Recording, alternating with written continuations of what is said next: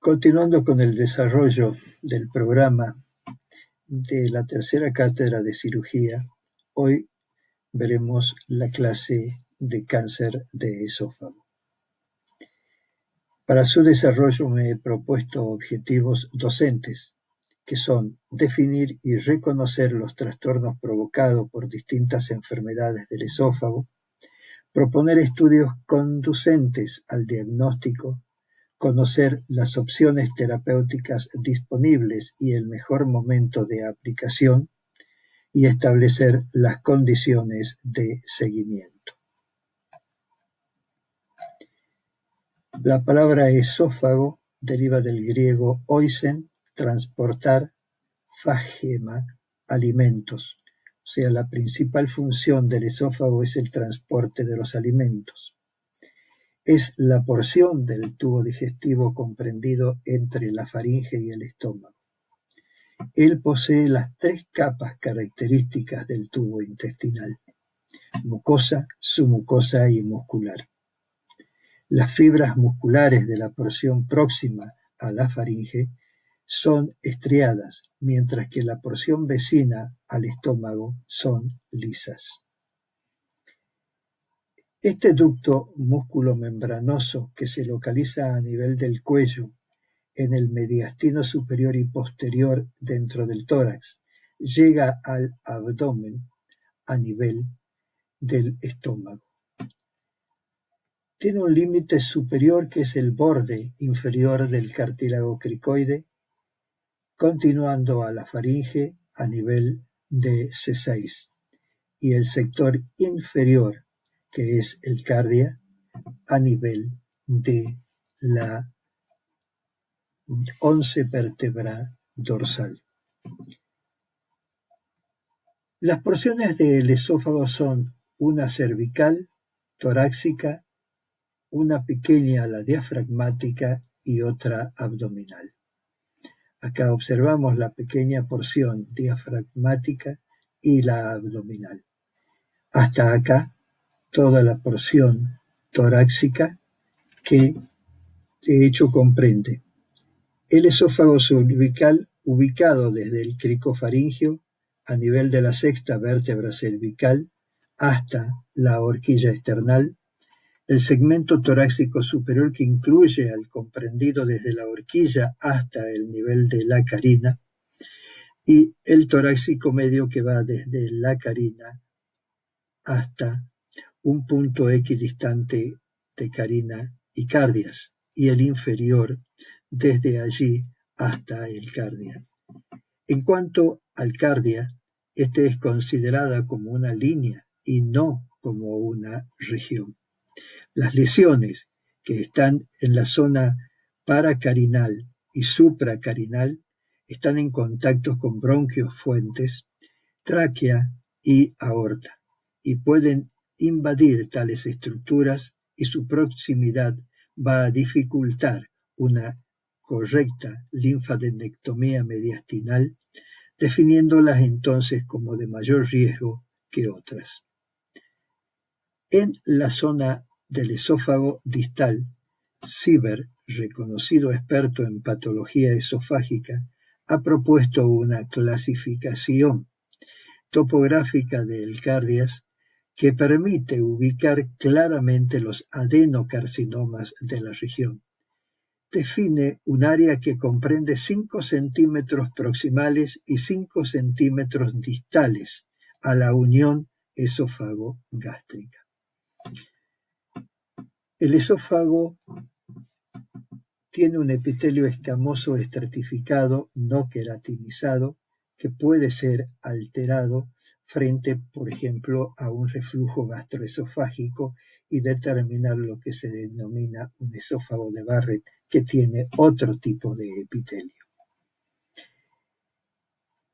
Acá observamos el esófago con sus distintas capas, como lo he mencionado anteriormente. La actividad esofágica que debe cumplirse, que es el traslado del bolo alimenticio hacia el estómago, para que ello se desarrolle existe una coordinación motora que se inicia por el acto de la deglución.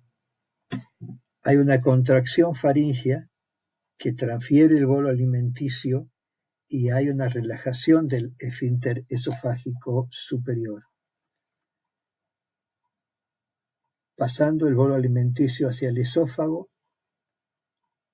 posteriormente el esfínter esofágico superior se cierra, hay una contracción circular, propulsión del esófago, apertura del esfínter esofágico inferior, que está relajado, pasa el bolo alimenticio hacia el estómago y ese esfínter se cierra con una contracción que es prolongada. Epidemiología. De todas las neoplasias de nuestro organismo, entre el 1 a el 2% corresponden al esófago. Y dentro de las neoplasias digestivas ocupa el cuarto lugar. Hay un caso por cada 100.000 habitantes y por año en nuestro país. En Colombia, 15 por 100.000 habitantes y por año. En China, 130 por 100.000 habitantes y por año. La frecuencia es mayor en hombres que en mujeres. La incidencia mayor está entre los 55 y 65 años de edad.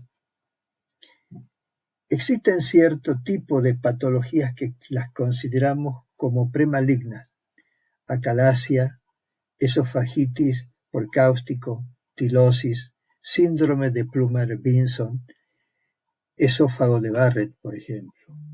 La acalasia se caracteriza por el ensanchamiento anormal del esófago y produce un alto riesgo de desarrollar cáncer epidermoide 16 veces más que el esófago normal. Por lo tanto, debe controlarse a estos individuos que la padecen después de los 15 años de edad. Las esofagitis por cáusticos son diferentes agentes, ya sean alcalinos o ácidos, que provocan la lesión cáustica del esófago. Tiene 1000 veces mayor el riesgo de desarrollar cáncer epidermoide. La edad media de su incidencia se presenta a los 45-47 años en la zona del esófago medio, del tercio medio del esófago. Se recomienda una vigilancia endoscópica 15 a 20 años después que se ha producido la lesión. El síndrome de Plummer-Vinson, que es una anemia provocada por deficiencia de hierro asociadas a alteraciones del epitelio, que desencadena la presencia de membranas esofágicas con dificultad, de hecho, en el pasaje del bolo alimenticio, provocando, de hecho, una incidencia mayor del cáncer de esófago, especialmente del tipo del epidermoide. Sin embargo, en este último tiempo hay una disminución considerable de esta patología. Tilosis es un trastorno genético caracterizado por una hiperkeratosis palmoplantar. Hay una prevalencia del 90% para desarrollar este tipo de pacientes, un carcinoma epidermoide a una edad promedio entre 60 a 65 años. Se recomienda en ellos también una vigilancia endoscópica a partir de los 30 años de edad. El esófago de Barrett es una metaplasia intestinal especializada. El riesgo de desarrollo de adenocarcinoma es superior. ¿Cómo se instala el esófago de Barrett en un esófago normal? A consecuencia del reflujo gastroesofágico, que es un trastorno crónico originado por el reflujo de contenido gástrico al esófago en tal magnitud que produce lesiones mucosas o síntomas que alteran la calidad de vida y que pueden justificarse en la documentación de un reflujo patológico mediante la pHmetría, por ejemplo. El esófago de Barrett es una metaplasia columnar del esófago distal, en la cual se reemplazan las células planas estratificadas por un epitelio de células cilíndricas y es trascendente por su asociación con el adenocarcinoma del esófago. Los tipos histológicos de neoplasias malignas en el esófago pueden ser un carcinoma epidermoide o un adenocarcinoma. Entre los dos, su presencia en más del 93% en el esófago. Existen otros tipos de tumores del estroma gastrointestinal, los JITs, sarcomas, linfomas, melanomas. El carcinoma epidermoide esofágico y el adenocarcinoma esofágico tienen distintas características en cuanto al tipo de paciente y su condición nutricional, carcinogénesis y localización. El cáncer epidermoideo es mucho más común en aquellos pacientes de un nivel socioeconómico bajo, con un mal estado nutricional, presentan generalmente esofagitis crónicas, hay atrofias, displasia o cáncer, influencia muy elevada de tabaco, el alcohol. Generalmente suelen presentarse en el esófago torácico y generalmente en la zona del tercio medio, a nivel de un 10% en el distal. Los adenocarcinomas, estos pacientes tienen un nivel socioeconómico normal, un buen estado nutricional, se produce una metaplasia intestinal, una displasia y cáncer. Influye en la enfermedad por reflujo gastroesofágico, el alcohol, la obesidad por el aumento de la tensión abdominal, intracavitaria abdominal y de hecho la alteración del mecanismo a nivel de los pilares de la crura diafragmática o una alteración de diríamos de la válvula de His a nivel del estómago. Compromete seriamente el cardias y su incidencia en estos momentos ha aumentado progresivamente más en los países de Occidente que en los de Oriente. Así veíamos que en la zona de China el carcinoma epidermoide tiene una presentación elevada, mientras que a nivel de nuestro país hay un porcentaje elevado mayor del adenocarcinoma en los países occidentales. En relación a su etiopatogenia en sí, no se conoce una etiología exacta, pero hay una serie de variables según la estirpe histológica como factores de riesgo, como ya he mencionado, el tabaquismo, ingesta de alcohol, las nitrosaminas, la acalasia, estenosis esofágicas por cáustico, esofagitis, gastrectomías parciales que llevan a hacer una anastomosis superior a nivel del esófago, ingestas de cáustico que he mencionado, radioterapia, síndrome de Plummer-Vinson, la tirosis palmar, por ejemplo.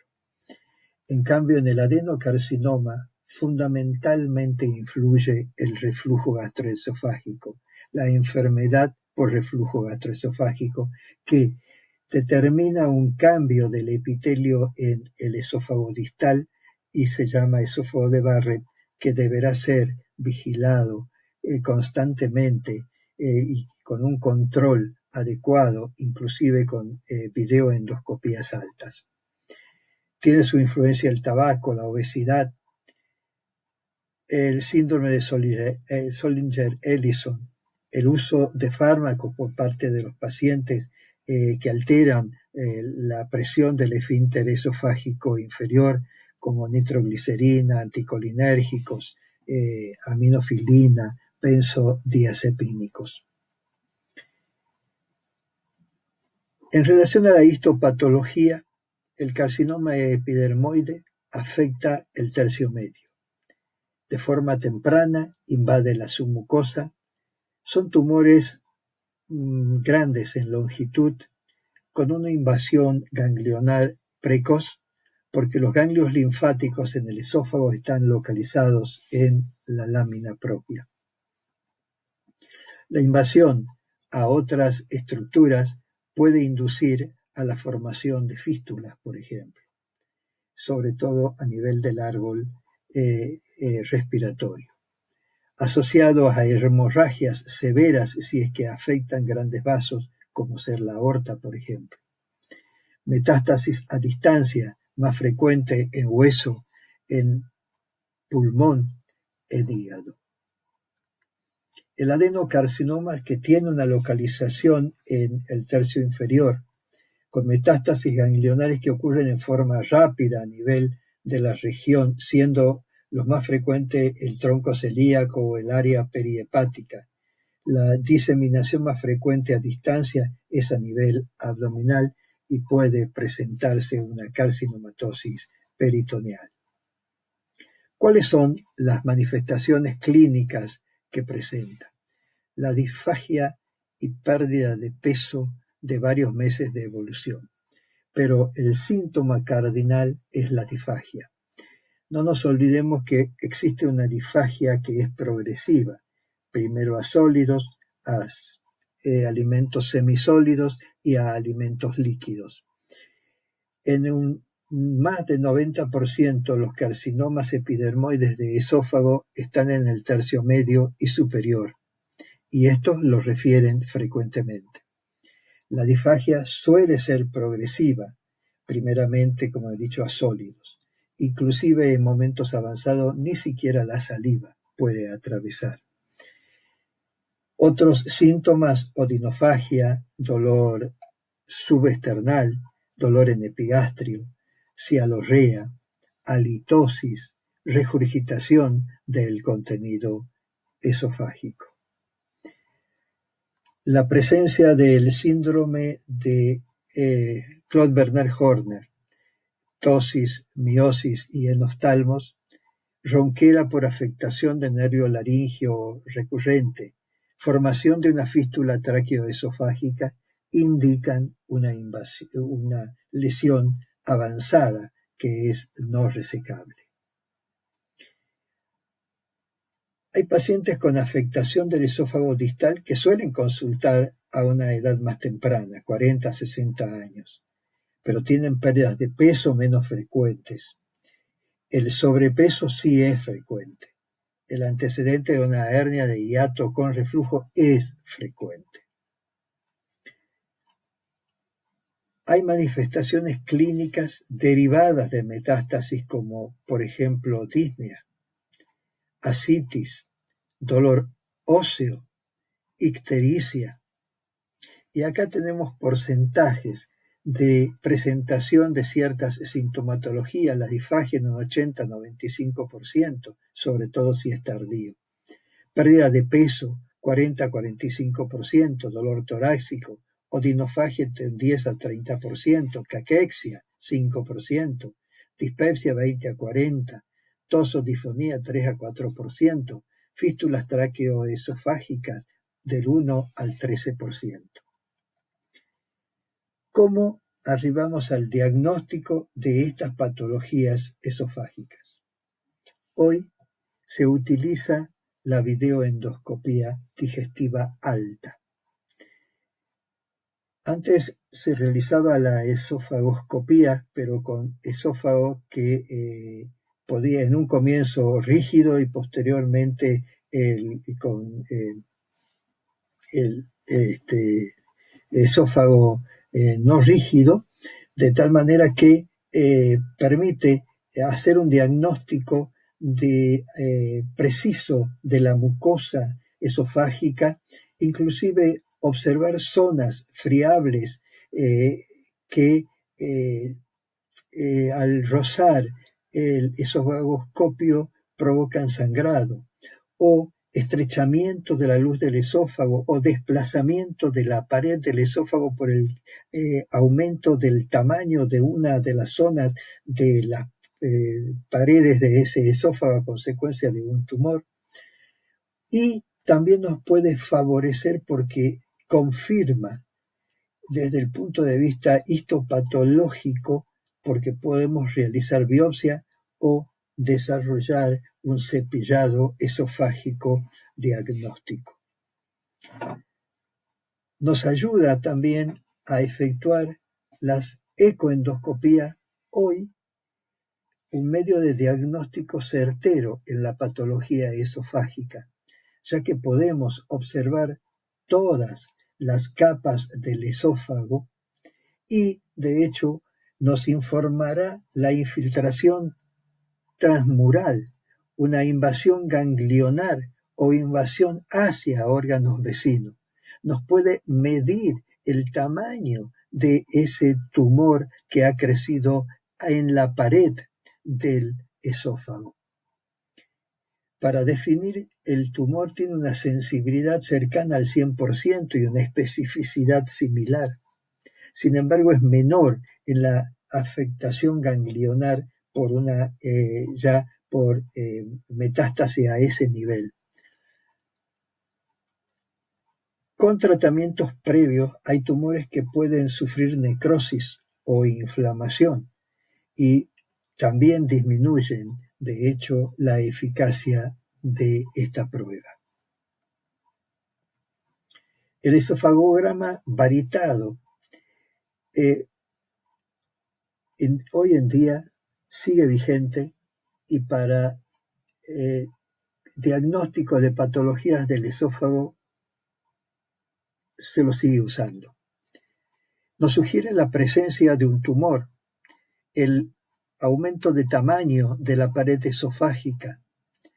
No puede de hecho distinguir algo que es benigno o maligno, pero sí nos ubica en el lugar del esófago cuál es el tamaño de ese tumor, la longitud que en el esófago está ocupando, la dilatación previa al tumor por estrechamiento de la luz esofágica se demuestra perfectamente. También nos puede mostrar la presencia de fístulas por perforaciones o la presencia de abscesos paraesofágicos si existieran.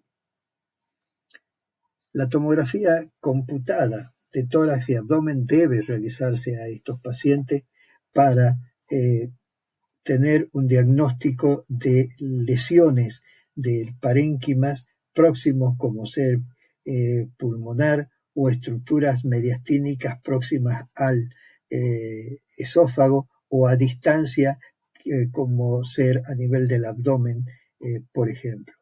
Y también invasión a los grandes vasos, invasión al pericardio, invasión a la pleura, invasión al esófago. Otro medio de diagnóstico hoy utilizado es el PET-CAM, que esta es una tomografía por emisión de positrones, capaz de detectar metástasis. Es poco específica en la afectación ganglionar local. Tiene un 90% de sensibilidad y un 74% de especificidad en aquellos pacientes que han tenido un tumor y que han sido tratados quirúrgicamente, y en su seguimiento se puede pedir un PET, pues nos da alerta de un sector donde se ha en forma remanente dejado lesión tumoral o a distancia la presencia de metástasis.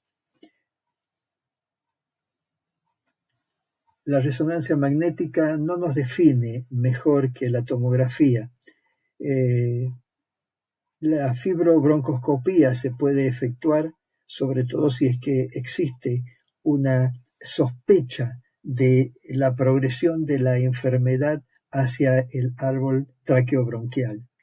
Es necesaria para detectar, por ejemplo, la presencia de una fístula, como alteraciones a nivel de la carina de los bronquios, de la luz de los bronquios, y la toma a través de un cepillado, lavado o toma biopsia, para determinar el tipo de neoplasia desde el punto de vista anatomopatológico.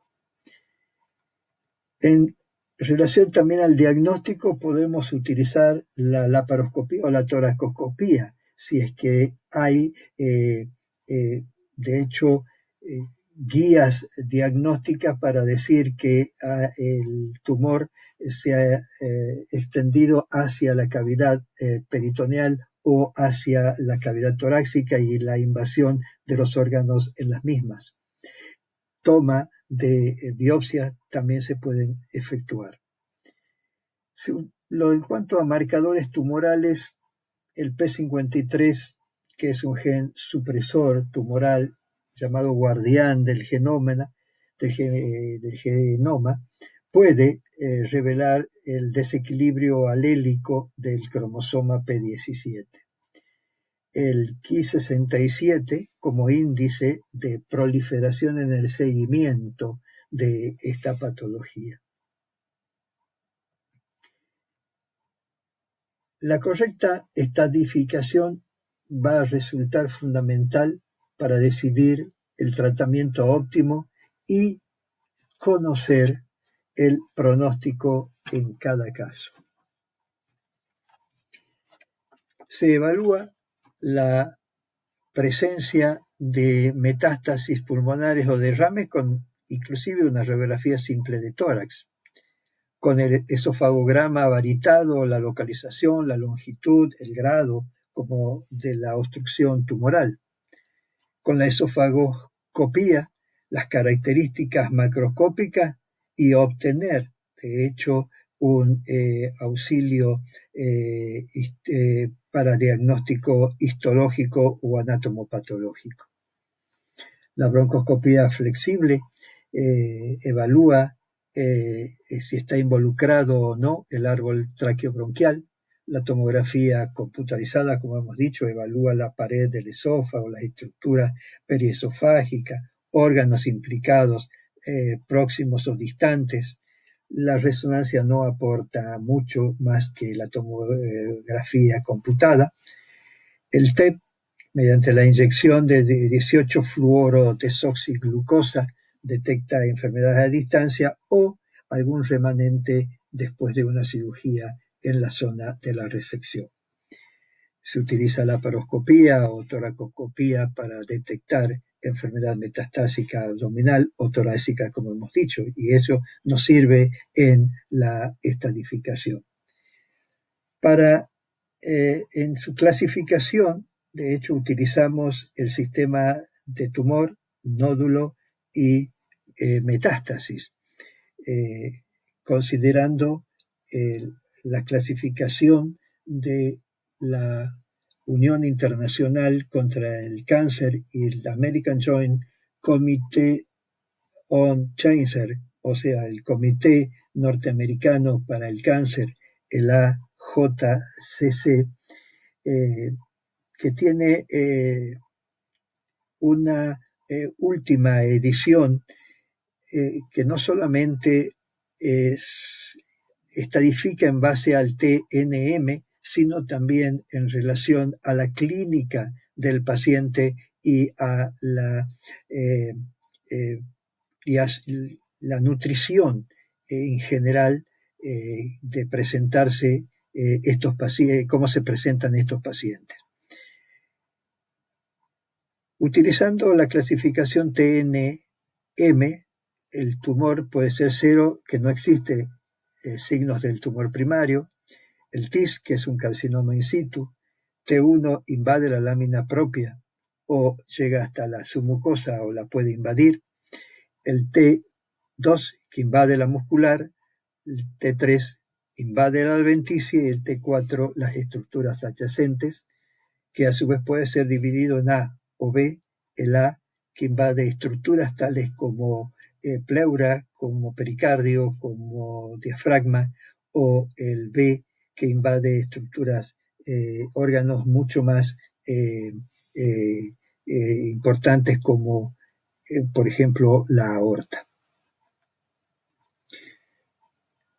El nódulo son N0, no se demuestra metástasis ganglionar, y NU, metástasis ganglionares, y los ganglios considerados como regionales dependerán de la localización del tumor, y a su vez pueden ser considerados de tipo 1, 2, 3, 1 hasta 3 adenopatía, N2 hasta 6 adenopatía y N3 más de 6 adenopatías.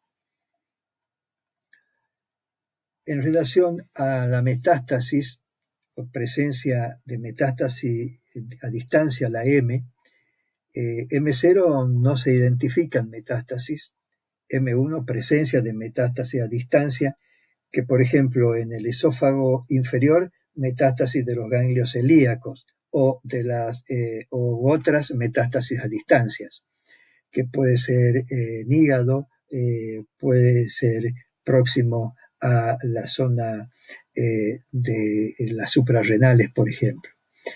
O en el esófago superior, metástasis en los ganglios linfáticos cervicales, u otras metástasis próximas a esa zona, o los tumores del esófago medio, que el M1A no es aplicable, pero el M1B es aplicable a metástasis de ganglios no regionales u otros tipos de metástasis que son a distancia.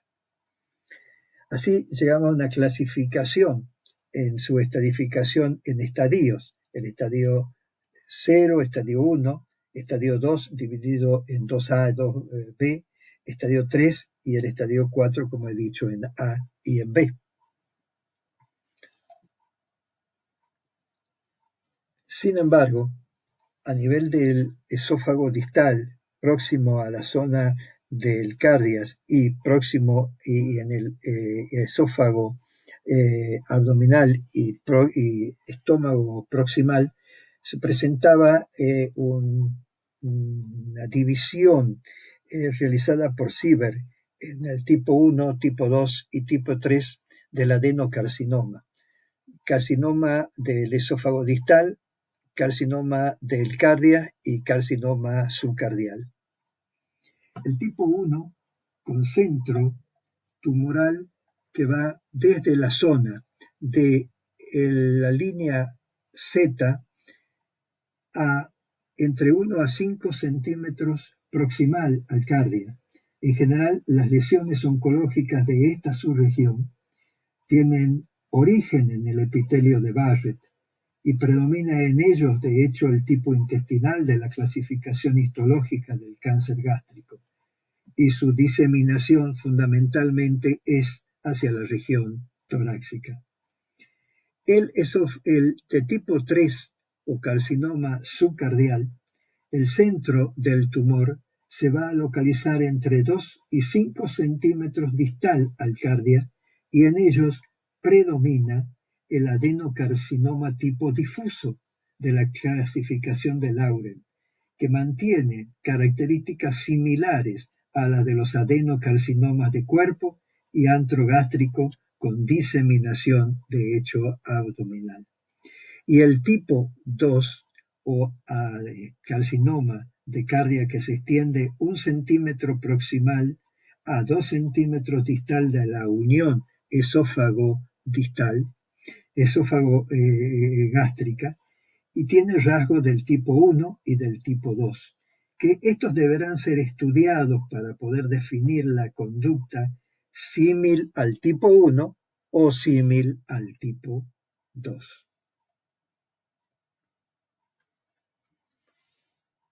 Se consideran tumores localizados, invasión en profundidad que no sobrepasa la capa muscular, no hay afectación ganglionar. Estadio 3, T3 y 4 y N1 se considera localmente avanzado. El estadio 4 corresponde a tumores ya con metástasis. Aquí podemos observar los niveles de penetración de la neoplasia y la invasión hacia los tejidos vecinos. El pronóstico sigue siendo malo actualmente, a pesar de las distintas medidas de diagnóstico o de terapéutica que existen. La mediana de supervivencia es de 9 a 15 meses según el estadio. La supervivencia a 5 años es entre un 10 a un 15% de estos pacientes. Ese factor pronóstico del cáncer de esófago nos va a estar dado por el grado de invasión tumoral, por la presencia de un tumor residual después de una cirugía, por el número de ganglios linfáticos afectados, la localización distal a la bifurcación traqueal muestran condiciones anatómicas más favorables para la cirugía que las próximas, como hemos explicado. La longitud del tumor es peor si es que tiene un tamaño mayor a 5 centímetros. El tipo histológico influye, es mejor, diríamos, los carcinomas epidermoides que los adenocarcinomas. La edad del paciente influye y la performance en cuanto al estado general, el estado nutricional, el estado clínico, como hemos visto en la nueva clasificación del Comité Norteamericano para el Cáncer. En relación a la prevención, podríamos hablar de una prevención primaria que está enfocada a la población de individuos normales, asintomáticos, y consiste en suspender, por ejemplo, el hábito tabáquico. Una prevención secundaria va a ser dirigido a individuos con evidencia de lesiones preneoplásicas, pero si se ha establecido el diagnóstico. Y consiste en vigilancia de los pacientes con un esófago de Barrett a través de esofagoscopías. Y la prevención terciaria, que se enfoca a disminuir la morbilidad de una neoplasia ya establecida, consistente en poner en prácticas medidas para prevenir concomitantemente las lesiones neoplásicas secundarias. En el carcinoma de células escamosas, el riesgo relativo asociado al tabaco decíamos que era de 2.4. El déficit del retinol, riboflavina, caroteno, alfa-beta, el ácido ascórbico, el zinc, las dietas altas en contenidos vegetales y fruta van a disminuir el riesgo del cáncer escamoso del esófago. El adenocarcinoma tiene fuerte asociación con la enfermedad por reflujo gastroesofágico, por lo tanto hay que prevenir, aumentar la frecuencia de esta neoplasia con el aumento de frecuencia de esta neoplasia con disminución de la prevalencia del Helicobacter pylori o de hecho el tratamiento de la enfermedad por reflujo gastroesofágico y en pacientes con reflujo gastroesofágico la realización de videoendoscopías.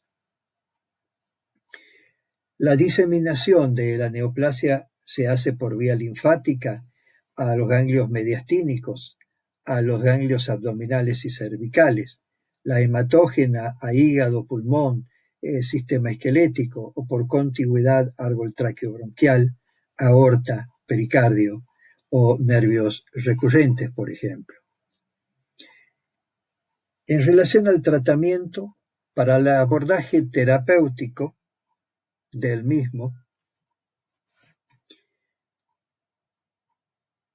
se clasifican tres grandes grupos. La enfermedad localizada al diagnóstico, estadios 1 al 2A, donde no hay afectación ganglionar y N0, la localmente avanzada y los que comienzan con enfermedad diseminada.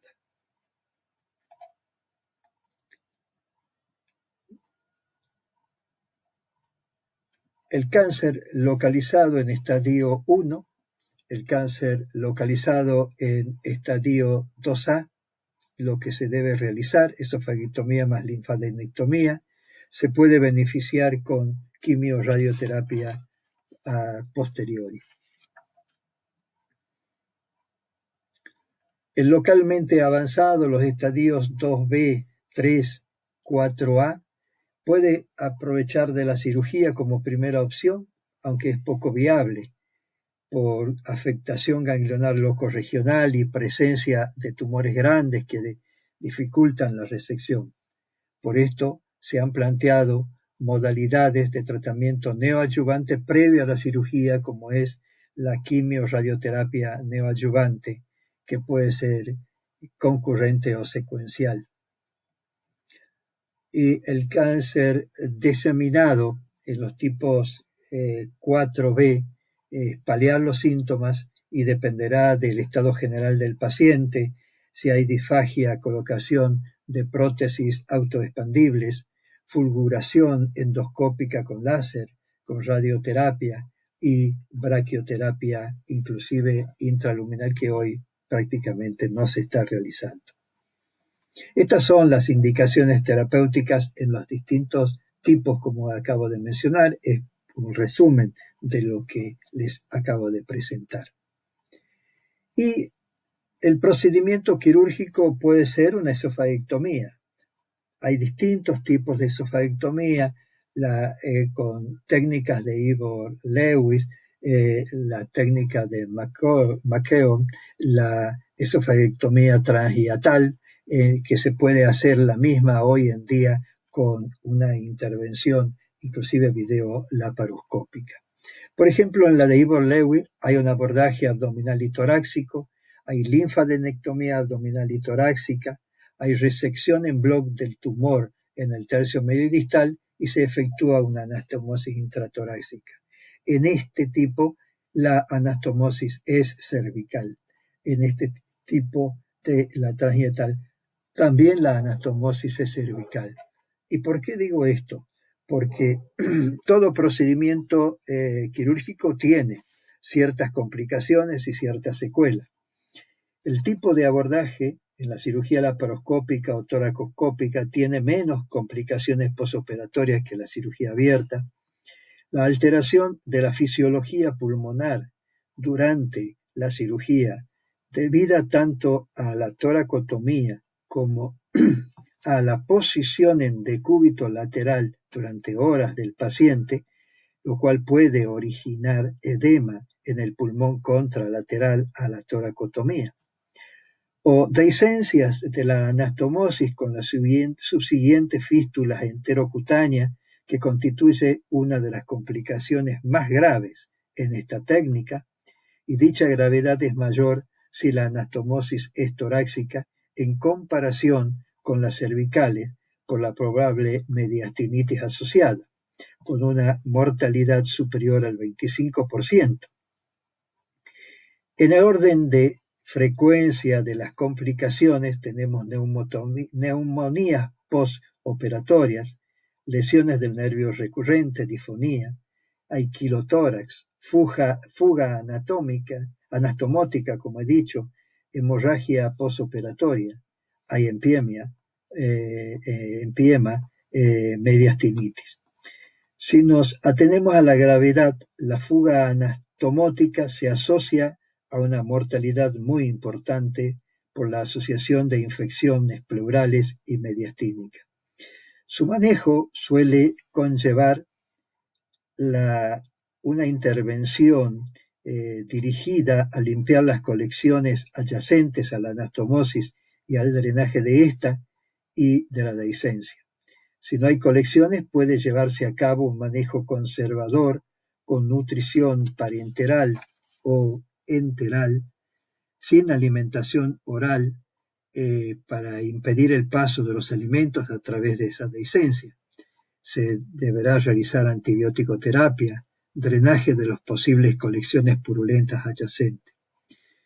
Las secuelas de la cirugía vienen determinadas por los problemas derivados del abordaje más que por la esofagectomía propia.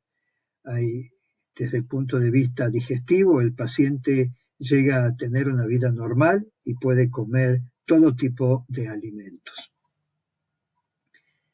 El diagnóstico de la enfermedad en fases ya avanzadas y el mal pronóstico y mala evolución tras la cirugía en fases iniciales de la enfermedad ha motivado la búsqueda de tratamientos alternativos, adyuvantes al quirúrgico desde hace más de 40 años. Y se han ensayado quimioterapia y radioterapia y esquemas tradicionales en un tratamiento oncológico como el ciplastino más 5-fluoruracilo en pacientes que no se puede llevar a cabo la intervención quirúrgica o en forma preoperatoria.